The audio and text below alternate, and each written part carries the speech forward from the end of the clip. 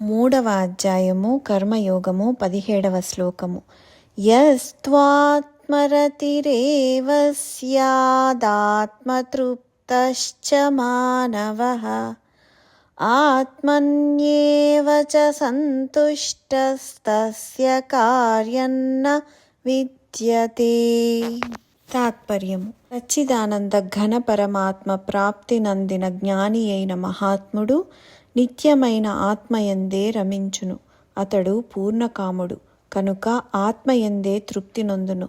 అతడు ఆత్మయందే నిత్య సంతుష్టుడు. అట్టివానికి ఎట్టి కర్తవ్యమును ఉండదు. వివరణ: మనుష్యులందరూ భూమికి భారంగా ఉండరు. కొంతమంది జ్ఞానులు, వివేకవంతులు ఉంటారు. వీరి జీవితం ఎలా ఉంటుందో భగవంతుడు ఈ శ్లోకంలో చెప్తున్నారు. కోరికలను త్యజించమని చెప్పినప్పుడు భగవంతుడు ప్రాపంచిక కోరికలను త్యజించమన్నారు. పారమార్థిక కోరికలను కాదు. బాహ్య కోరికలను త్యజించిన వారు మాత్రమే ఆత్మయందు రమించగలరు. ప్రాపంచిక కోరికలు మన బంధములకు మూల కారణములు.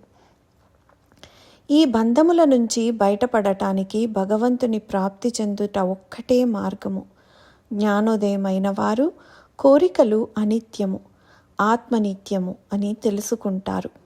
నిత్యము అంటే ఎల్లప్పుడూ ఉండటం, అనిత్యమైన వాటిని కోరుకోవటం. తెలివి తక్కువతనము అని తెలుసుకున్న జ్ఞానులు నిత్యమైన ఆత్మయందే రమిస్తూ ఉంటారు.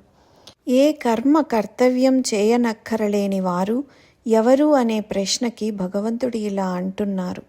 ప్రాపంచిక కర్మ బంధనాలలో చిక్కుకున్న వారికి, నిర్దేశించబడిన కర్మలు బంధముక్తులైన వారికి వర్తించవు.